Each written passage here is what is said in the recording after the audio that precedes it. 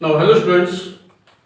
In previous class, I have discussed about three topics such as meaning of partnership, definition of partnership, and features of partnership in the chapter of partnership account fundamental.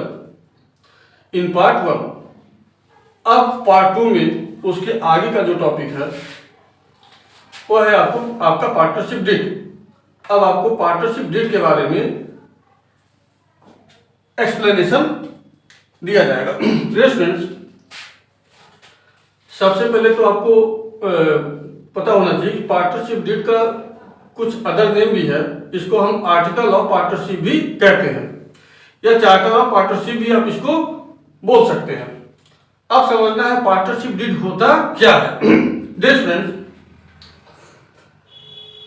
Part 1 class part 1 में आपको partnership के feature के बारे में बताया गया था। अगर आपको याद होगा तो पार्टनरशिप के फीचर के बारे में जब एक्सप्लेनेशन दी गई थी तो जो सेकेंड फीचर आपको बताया गया था एग्रीमेंट, उस समय मैंने बताया था आपको कि कोई भी पार्टनरशिप फर्म जो रेज होता है, एस्टेब्लिश हम करते हैं, तो बगैर एग्रीमेंट के किसी भी पार्टनरशिप की आप कल्पना भी नहीं कर सकते हैं। और वहां यह भी बताया गया था कि पार्टनरशिप में जो एग्रीमेंट है वो रिटन या ओरल कुछ भी हो सकता है। नाउ क्वेश्चन अराइज, अगर आपसे पूछा जाए कि अगर आप पार्टनरशिप ऑपरेट करना चाहते हैं तो एग्रीमेंट आप रिटन करना चाहोगे कि ओरल, तो डेफिनेटली नियर अबाउट 100% बच्चे बताएंगे कि सर हमको एग्रीमेंट रिटन चाहिए। तो बेटा अगर वही एग्रीमेंट रिटन अगर हो गया तो उसी को हम कहते हैं पार्टनरशिप डीड या आर्टिकल ऑफ पार्टनरशिप। अब रिटन एग्रीमेंट का मतलब वो रिटन जो टूल्स होंगे वो कहाँ पर होंगे? क्या किसी भी ऑर्डिनरी पेपर पर अगर हम एग्रीमेंट रिटन कर देते हैं तो पार्टनरशिप डीड है? बिल्कुल नहीं है। पार्टनरशिप डीड पर स्टम्प एक्ट लागू होता है, याद रखेंगे इस बात को। और पार्टनरशिप डीड जो रिटन होना चाहिए ना, वो स्टम्प पेपर पर होना चाहिए, तभी उसकी वैलिडिटी होगी, अदरवाइज उसका कोई मतलब नहीं बनता है। तो एक बात और भी समझने की जरूरत है कि अगर आपसे पूछा जाए, क्वेश्चन भी कभी कुछ एग्जामिनेशन में आते हैं कि पार्टनरशिप डीड आप बताइए कंपलसरी है कि नहीं है, तो बच्चों पार्टनरशिप डीड बिल्कुल कंपलसरी नहीं है, क्योंकि एग्रीमेंट पार्टनरशिप में ओरल भी हो सकता है। हाँ, पार्टनरशिप डीड नेसेसरी जरूर है, क्योंकि पार्टनरशिप डीड के होने से पार्टनर्स के बीच में जो फ्यूचर में जो पॉसिबल डिस्क्रिमिनेशन है, डिस्प्यूट जो पॉसिबली हो सकते हैं, उसको मिनिमाइज करने में या उसको अवॉइड करने में काफी हेल्पफुल होता है पार्टनरशिप डीड। तो ऐसे हम कह सकते हैं पार्टनरशिप डीड के मीनिंग के बारे में इस तरीके से इसका एक्सप्लेनेशन दिया जा सकता है कि any partnership firm raised under an agreement and this agreement may be written or oral. Definitely a written agreement will be better than oral agreement, and this written agreement with stamp is known as partnership deed. Point to be always kept in mind that partnership deed is necessary but not compulsory, because agreement may be oral in partnership. ठीक है। अब सवाल ये पैदा होता है partnership deed में किस तरह के कंटेंट्स या क्लॉज या कंडीशन या रूल्स या रेगुलेशन हमको डालने चाहिए। तो पार्टनरशिप डीड में ऐसे सारे रूल्स और रेगुलेशन डालने चाहिए जो पार्टनर के बीच में फ्यूचर में डिस्प्यूट करने का कारण बने।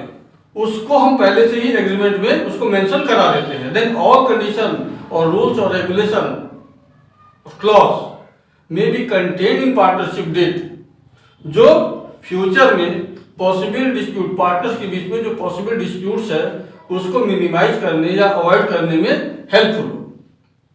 बच्चों हमेशा याद रखो पार्टनरशिप डीड ये कोई गारंटी नहीं देता है कि पार्टनरशिप डीड अगर बना लिए हैं तो फ्यूचर में डिस्प्यूट होगा ही नहीं या डिस्क्रिमिनेशन पार्टनर के बीच में नहीं होगा। लेकिन ये जरूर है कि पार्टनरशिप डीड को बनाने का ऑब्जेक्टिव मोटिव यही होना चाहिए या यही होता है कि फ्यूचर में हम हमारे जो पार्टनर्स हैं उनके बीच में किसी भी तरह के डिस्प्यूट्स न हो और हमारा बिजनेस स्मूथली रन करे। एक और भी बात जो कोई भी राइटर किसी भी राइटर में आज तक हम खुद भी नहीं देखे 27 ईयर में इस क्लॉज को लिखते हुए लेकिन ये होना चाहिए। अभी केवल हम ये देखते हैं कि राइटर ये बताते हैं, जो भी डिफरेंट राइटर्स हैं, कि पार्टनरशिप डीड में किस तरह की कंडीशन, रूल्स या रेगुलेशन होना चाहिए या होता है। अब सवाल ये पैदा होता है कि ऐसे कौन से रूल्स और रेगुलेशन या कंडीशन या क्लॉज पार्टनरशिप डीड में नहीं होना चाहिए, इसके बारे में कहीं एक्सप्लेनेशन नहीं देखा गया है। तो बच्चों, पार्टनरशिप डीड सोचो आप खुद ही, पार्टनरशिप डीड हम अपने बिजनेस को स्मूथली कंडक्ट करने के लिए बनाते हैं, न कि सोसाइटी में वायलेंस क्रिएट करने के लिए। ऐसा कोई ऑब्जेक्टिव ना होता है, ना होना चाहिए बाय लॉ। तो पार्टनरशिप डीड में ऐसा कोई भी रूल, रेगुलेशन, क्लॉज या कंडीशन नहीं होना चाहिए जो किसी रिलीजन, रीजन, कास्ट, कम्युनिटी या लॉ के अगेंस्ट हो। यानी अगर एग्जांपल के तौर पर जैसे मान लेते हैं कि हमारी फर्म एक कोई कट्टर हिंदू है, कट्टर हिंदू वाले लोग मिलकर पार्टनरशिप स्टार्ट की है, या कट्टर मुस्लिम वाले लोग मिलकर पार्टनरशिप स्टार्ट की है, और हम अपने पार्टनरशिप डीड में ये बता दिए, ये एग्रीमेंट करा लिए कि हम अपने प्रोडक्ट केवल हिंदू लोगों को ही सेल करेंगे या केवल मुस्लिम लोगों को ही सेल करेंगे। तो इस तरह के क्लॉज आप कभी भी नहीं लिख सकते हैं, क्योंकि आप एक विशेष धर्म के अगेंस्ट लिख रहे हैं, एक क्लॉज आप बना रहे हैं। तो बच्चों, हमेशा याद रखो, पार्टनरशिप डीड बनाते समय ऐसा कोई भी रूल्स या रेगुलेशन या क्लॉज या कंडीशन नहीं होना चाहिए जो किसी धर्म यानी रिलीजन, क्षेत्र, संप्रदाय, जाति या कानून के अगेंस्ट है। क्योंकि पार्टनरशिप डीड हम अपने बिजनेस को स्मूथली कंडक्ट करने के लिए बना रहे हैं, सोसाइटी में किसी को हर्ट पहुंचाने के लिए या वायलेंस क्रिएट करने के लिए नहीं। अगर एक तरीके से बोला जाए, अगर हमको अपने वर्ड में बोलना है तो हम बोल सकते हैं बिल्कुल, partnership deed is that kind of railway track where partnership firm will be run in future without any possible accident.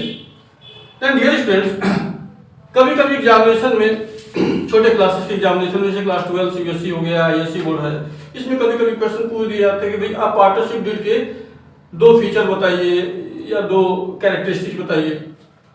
तो जब आपको मीनिंग एग्जैक्ट पता है तो बहुत आसानी से आप बोल सकते हैं कि पार्टनरशिप डीड रिटन होना चाहिए, पार्टनरशिप डीड में सारे पार्टनर के राइट, ड्यूटी, ऑब्लिगेशन ये सब मेंशन होना चाहिए।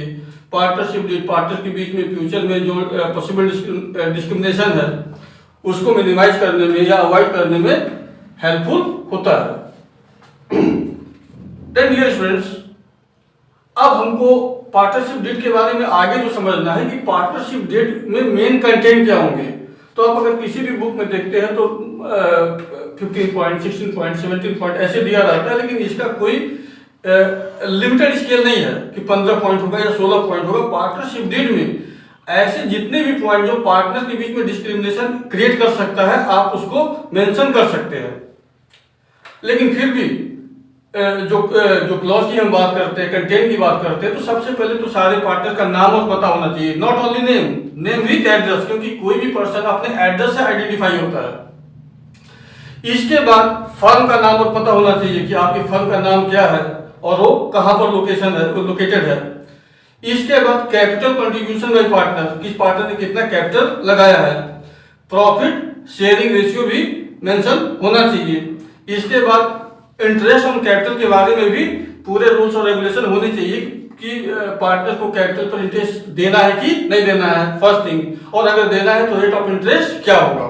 इसी तरह से पार्टनर के रेमुनरेशन के बारे में, रेमुनरेशन को हिंदी में हम बोलते हैं पारिश्रमिक, और रेमुनरेशन में 3 फैक्टर आते हैं, 3 फैक्टर्स, सैलरी, बोनस और कमीशन। यानी किसी भी पार्टनर को किसी भी तरह का सैलरी, बोनस या कमीशन देना है कि नहीं देना है, और अगर देना है तो किस पार्टनर को कितना देना है। इसके बाद ड्राइंग के बारे में भी मेंशन होना चाहिए कि पार्टनर अपने पर्सनल यूज के लिए फर्म से ड्राइंग कर सकता है कि नहीं कर सकता है, और अगर कर सकता है तो सर्टेन पीरियड ऑफ टाइम में ड्राइंग का मैक्सिमम लिमिट क्या होगा।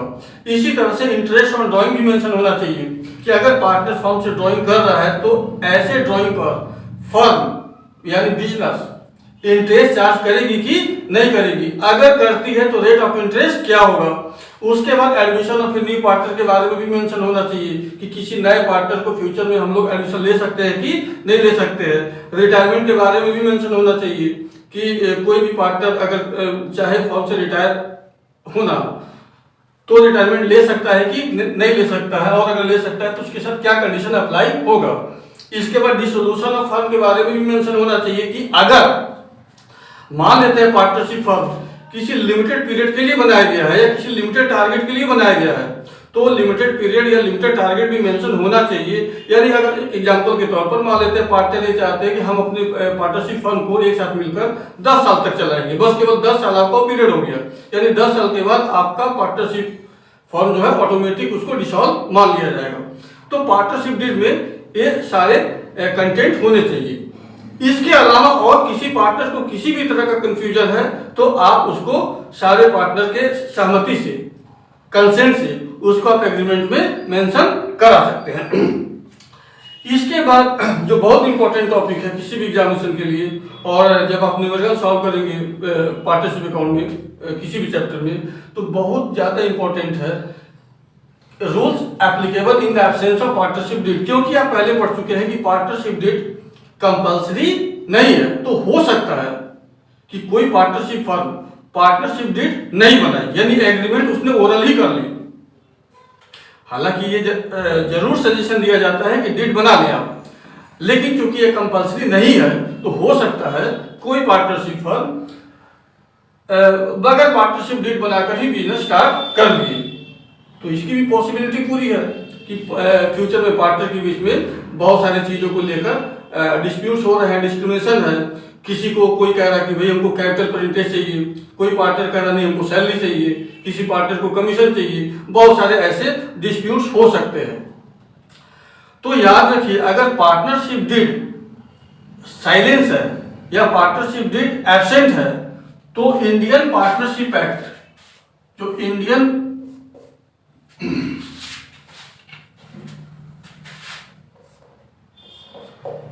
पार्टनरशिप एक्ट 1932,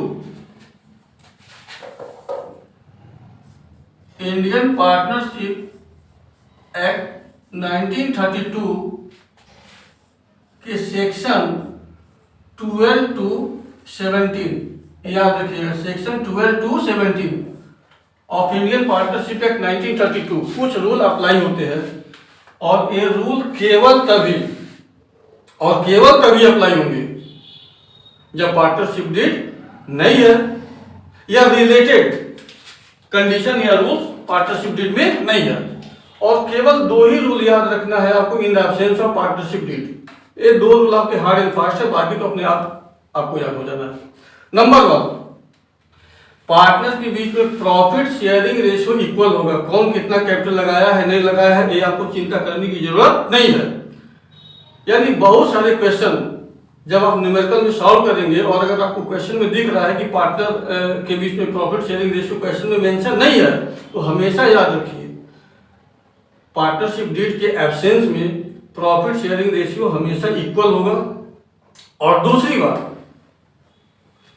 अगर किसी पार्टनर ने फर्म को लोन दिया है तो ऐसे लोन पर पार्टनरशिप फर्म 6% पर एनम के रेट से इंटरेस्ट देगी। याद रखना 6% नहीं 6% पर एनम, यानी एक साल का इंटरेस्ट होगा 6%। यानी कोई पार्टनर अगर फर्म को लोन दिया है लेकिन केवल 6 मंथ के लिए दिया है, 6 महीने के लिए दिया है, तो 6 महीने के लिए कैलकुलेट आप करेंगे 6% पर एनम। ये दो रूल याद रखेंगे। इसके अलावा अगर पार्टनर के बीच में किसी भी तरह का डिस्प्यूट इकोनॉमिकल रीजन की वजह से है तो उसको पार्टनरशिप एक्ट सीधे सीधे खारिज करता है, यानी उसके ऊपर कोई सुनवाई नहीं होनी है। जैसे पार्टनरशिप डीड के एब्सेंस में अगर बोला जाए भाई इंटरेस्ट ऑन कैपिटल का रेट क्या होगा, तो आपको सीधे बोल देना है no interest on capital will be allowed. Partnership deed के एब्सेंस में पार्टनर को सैलरी क्या मिलेगा या बोनस क्या मिलेगा या कमीशन क्या मिलेगा, तो आपका आंसर हमेशा हो जाएगा no salary will be allowed, no bonus will be allowed, no commission will be allowed. Then only two rules are hard and fast. First, profit sharing ratio will be equal and interest on partner loan will be allowed by firm at the rate of 6% per annum. बाकी किसी भी dispute का कोई acceptance नहीं होगा, यानी और सारे डिस्प्यूट को हम खारिज कर देंगे। नो में करके आप बता सकते हैं no interest on capital will be allowed, no salary will be allowed, इस तरीके से आप बता सकते हैं। अच्छा, एक और भी बहुत इंपॉर्टेंट है स्टूडेंट कि आप किसी भी बुक में पढ़ते हैं ना तो ऐसे पढ़ते कि पार्टनरशिप डीड अगर नहीं बनाया गया है, पार्टनरशिप डीड अगर एब्सेंस है, जो हम पहले भी बताए थे, हम एक मिनट के लिए ऐसे मान लेते नहीं पार्टनरशिप डीड बनाया हुआ है। बहुत ध्यान से आप समझिए, पार्टनरशिप डीड मान लेते हैं बना हुआ है, लेकिन पार्टनरशिप डीड में प्रॉफिट शेयरिंग रेशियो मेंशन नहीं है, तब वहां भी आपका प्रॉफिट शेयरिंग रेशियो इक्वल ही होगा। मान लेते हैं पार्टनरशिप डीड बना हुआ है और interest on partner loan mention नहीं है, तो वहां भी 6% पर एनम ही होगा। तो हमेशा याद रखिए पार्टनरशिप डीड के एब्सेंस में ही ये रूल अप्लाई होते हैं, ऐसा नहीं है। पार्टनरशिप डीड के एब्सेंस में या अगर प्रॉफिट शेयरिंग रेशियो या interest on partner loan deed बना है लेकिन ये दो कंडीशन उसमें मेंशन नहीं है, तो भी आपके वही रूल अप्लाई होंगे जो आपको बताया गया है। इसके अलावा अगर पार्टनरशिप डीड नहीं बना है तो कुछ मोरालिटी के सेंस पर भी हमको समझना चाहिए कि सारे पार्टनर को फर्म के फेवर को ध्यान में रखकर डिसीजन लेने का राइट होगा, यानी कोई किसी को रोक नहीं सकता। इसके बाद अगर पार्टनरशिप डीड अगर नहीं बना है तो बिजनेस से रिलेटेड, पार्टनरशिप फर्म से रिलेटेड जितने भी इंफॉर्मेशन है, चाहे नॉर्मल इंफॉर्मेशन है या कॉन्फिडेंशियल है, उसको जानने का, समझने का, एनालाइज करने का राइट, अधिकार भी सारे पार्टनर को होगा। देन डियर स्टूडेंट्स, ये जो टॉपिक था पार्ट 1 और पार्ट 2 में, जो पार्टनरशिप अकाउंट फंडामेंटल इसके पहले के क्लास में और इस क्लास में जो पार्ट 2 है, इसमें इस चैप्टर के जो बेसिक थियरी है वो आपको बताया गया है। अब अगले क्लास में आपको इस चैप्टर के जो न्यूमेरिकल कॉन्सेप्ट है वो बताया जाएगा स्टूडेंट्स। Thank you class.